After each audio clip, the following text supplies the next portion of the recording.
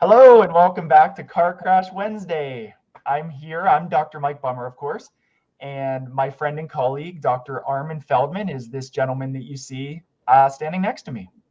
Hi, Mike. Hello, everybody that's watching. We're quite happy to be here. Today's case, we're just going to jump right to it. You guys can see it strolling on the bottom there. Mild traumatic brain injury after a car crash. So I should first mention, we're doing this in conjunction with our podcast, which can be found at physicianshelpingattorneys.com. We have many more episodes of that podcast, 15 to 25-minute episodes discussing cases, strategies, things that we've come across in personal injury work, a lot of car crash, medical summary report discussion, and also workers' comp. And also, this is all brought to you by Physicians Legal Consultants.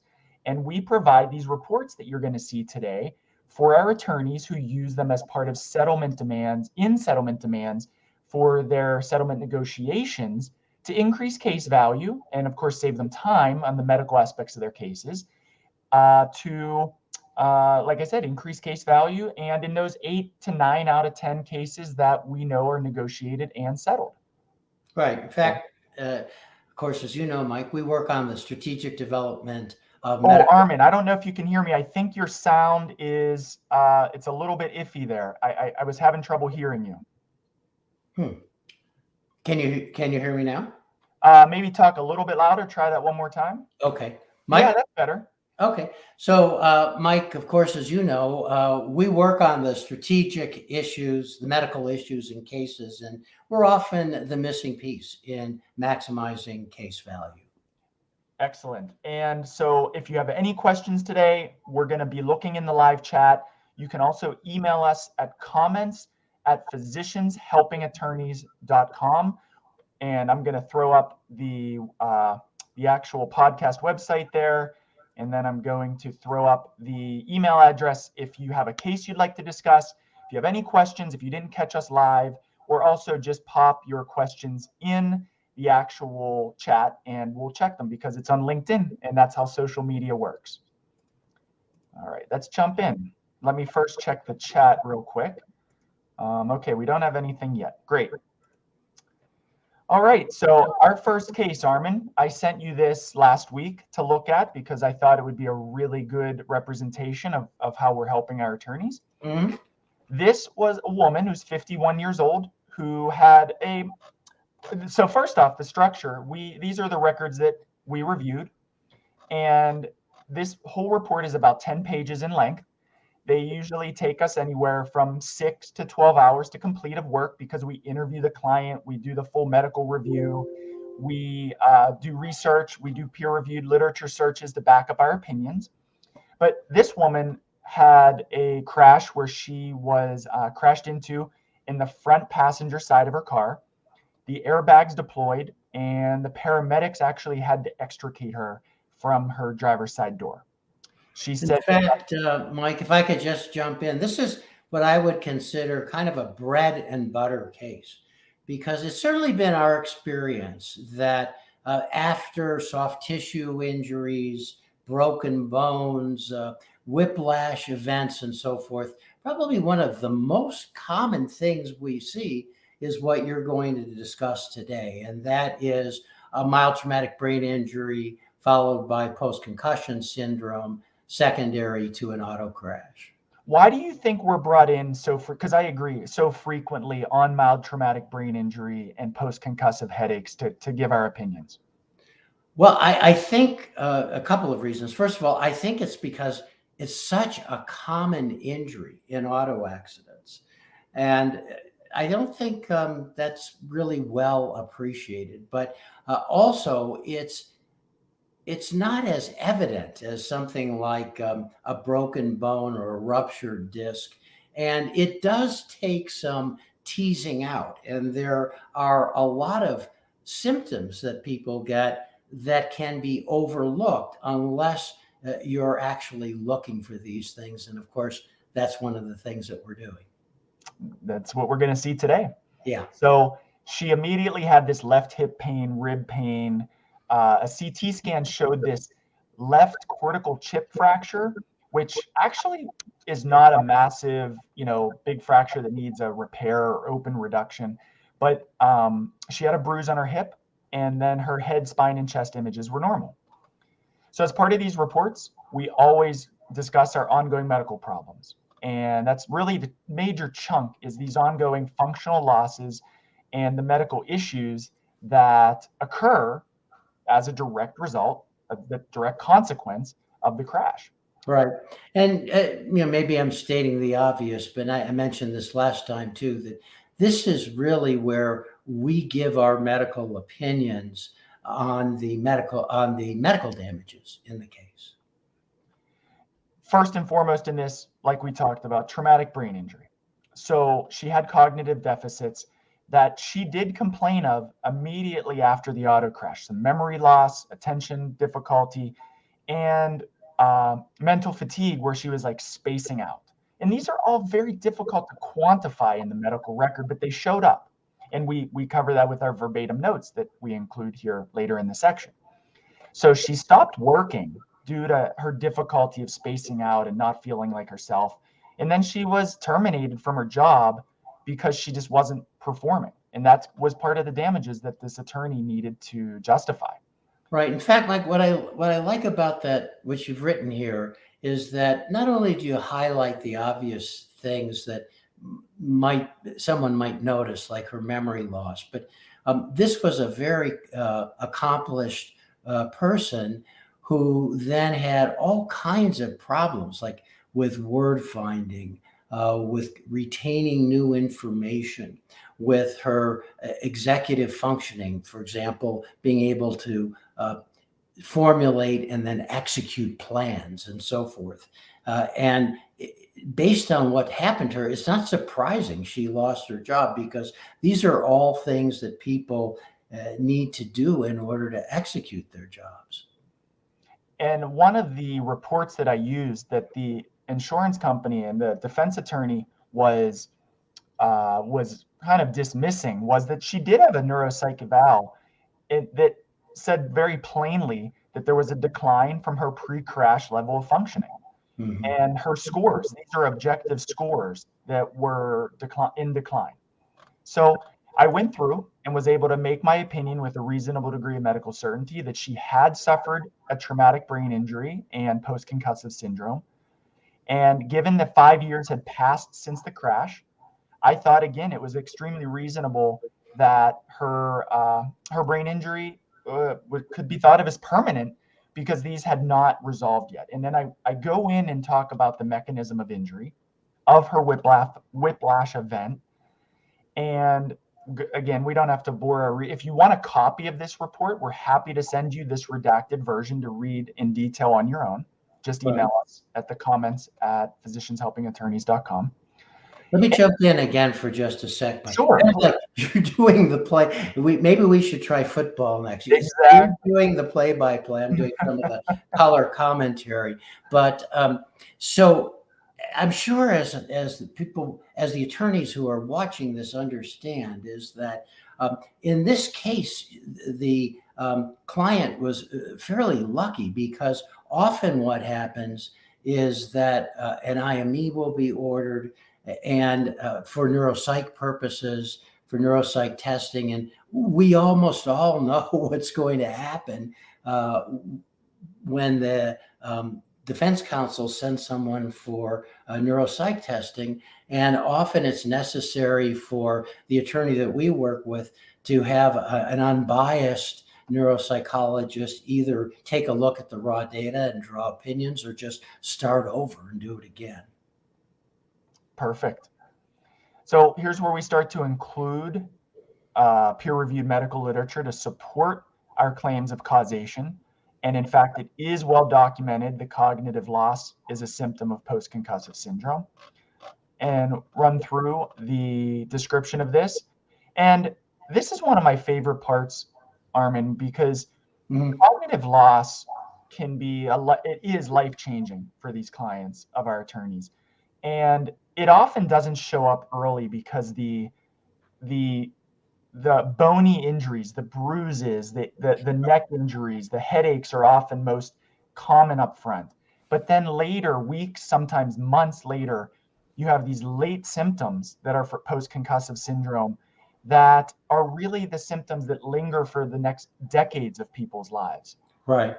But that word late is kind of tricky, isn't it, Mike? Because we know that these symptoms come on immediately after the crash. But here's what happens, just like you said, is that doctors and people that are associated with the injured person, they don't really, this doesn't bubble up to the surface because these symptoms are so foreign to people. And so it's not really that, and of course, going back to opposing counsel, opposing doctors, IME doctors, and so forth, who will say, well, this person didn't have a traumatic brain injury because look at the medical record. Their symptoms didn't show up in the medical records until 8 weeks or 3 months or whatever after the accident. Well, it's only the report of those symptoms that are showing up late. And often, in fact, it's family members, business associates, friends of the person who are really the first to recognize that there's something significantly wrong with they don't put it in these terms, but with the cognition of the person that they know. They're just not the same person. In fact, it reminds me of a case I had not too long ago where it was actually 8 months after the accident that the cognitive symptoms started showing up in the medical records. And the opposing side was doctors, and the attorney was saying, well, it's not related. Well, what I did is I actually went and interviewed the client's loved ones. And this client happened to be in a business partnership. I interviewed the client's business partner, and it was evident that these people noticed a change immediately after the accident, put that in the report. And that really solidified the fact that no, this isn't showing up later and due to dementia that's unrelated or something. This is an immediate and proximate cause of the accident. That's awesome. Kudos. Well done. So, and again, this woman, her loved ones did notice that the symptoms started immediately after the crash and continued now 5 years later. There was nothing in her medical history that suggested any of these cognitive symptoms existed before the crash. And again, I talk about her executive functioning, and she forgets what she's doing in the middle of it. And I comment that it's going to continue to pose issues to her gainful, meaningful employment. Right. And this isn't just, I can't remember where my keys are. Exactly. This is a complete change in her ability to do the activities of daily living. And these verbatim notes are taken straight from the medical record, her treating doctors, all redacted. You see names, but they're just creative names that I made up. And the second ongoing medical problem was her mood disorder. So she complained of, after the accident, having significant depressed mood. And above and beyond just some sadness from being injured or, but an ongoing increase in anxiety, emotional lability. And it supported that she had actually PTSD. It showed up in the medical record treated by her PCP. Mm. And as our attorney clients and attorneys watching this video know, the most common symptom in these cases is headache. But after that, cognitive loss and mood disorders, depression, anxiety, lethargy, irritability, mood lability, the fast changing mood. These are absolute symptoms that are classic for this kind of a problem. And that's, again, including the literature from Neuropsychology Journal, the contribution of post-traumatic stress disorder and mild traumatic brain injury to persistent post-concussive symptoms following motor vehicle accidents. Sorry, that's a mouthful. But nonetheless, all supports our opinions that this depression and mood disorder is absolutely related to her Right. mild traumatic brain injury. And let me say one other thing about that. Of course, we know that CT scans, MRI scans with mild traumatic brain injury, they're almost always normal. So we're looking for some objective evidence to support this diagnosis. And I think one of the best ways to get some of that objective evidence is through the neuropsych testing. Now, you have to be careful and know who the neuropsychologist is that did the report, but this is an excellent way to get real objective evidence to back up our opinions and make the definitive diagnosis. I look here at the verbatim notes, Armin, and 2 years after the crash, patients here for recheck of her depression, post-traumatic stress disorder, after having a difficult motor vehicle accident. These things, they are present objectively in the medical record. Right. And I doubt this woman was planning this grand scheme over years to game the system and malinger into these ongoing issues, and telling her family members to, these are the narratives that we're able to build and give our opinion. And as part of our phone interview, we try to tease that out as well. I know I do. Sure, of course. So then the third is post-traumatic headaches, a little bit more cut and dry. And her headaches absolutely worsened. Describe them a vice grip, squeezing on her head in the front, 7 out of 10.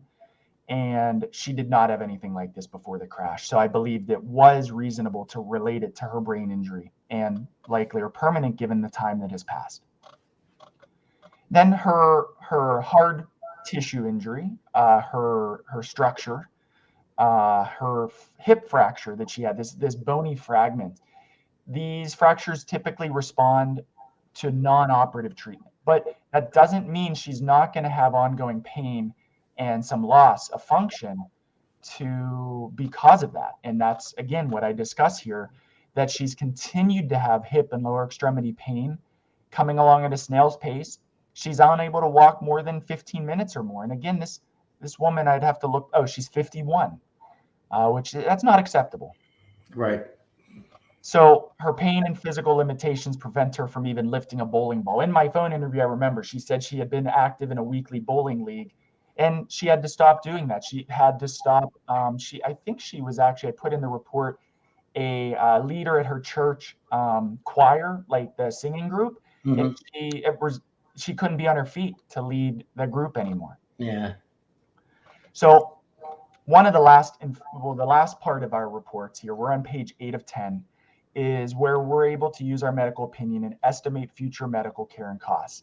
And Armin, I'm going to repeat something you said in our other Car Crash Wednesdays, Sure. because it really hits home. We know that even the most experienced, best personal injury attorneys often underestimate future medical care and costs. And we get it, because there's a discomfort with maybe understanding the medicine or the treatment options that are available. And that's why we feel compelled and more comfortable giving our opinions as to what reasonable future medical care and their costs would be. Right. Let me just say something I said in our last one too, which is we understand, and you understand, we are not certified life care planners. And sometimes that's what you need. But for most of these cases, we can put in our future medical care and costs to a reasonable degree of medical probability or reasonable degree of medical certainty, depending on how it's worded in the state.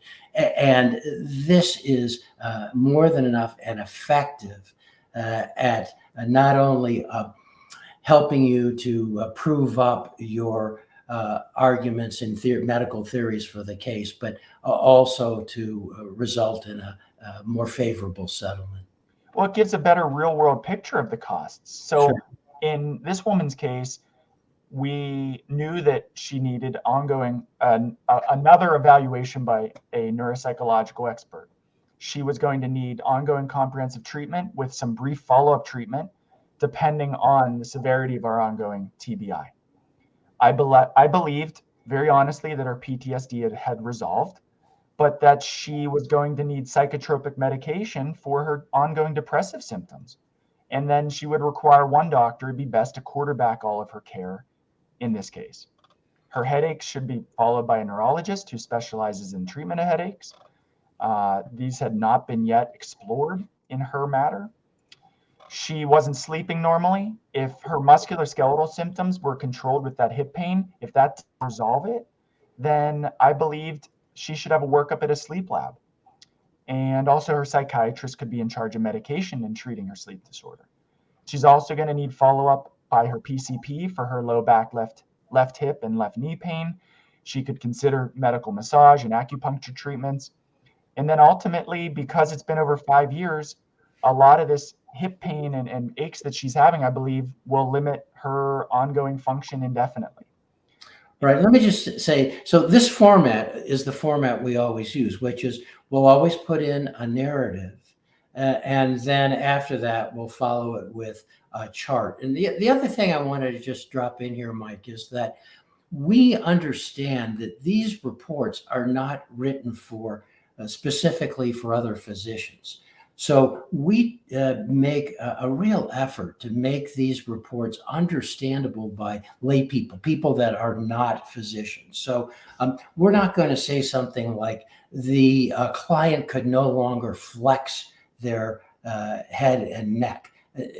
Most people that aren't doctors don't know the medical definition of flex. So we're going to say they can't bend their head and neck. So it's completely understandable to opposing counsel, to insurance adjusters, and to anyone else that's going to need to read this report to make decisions about the case.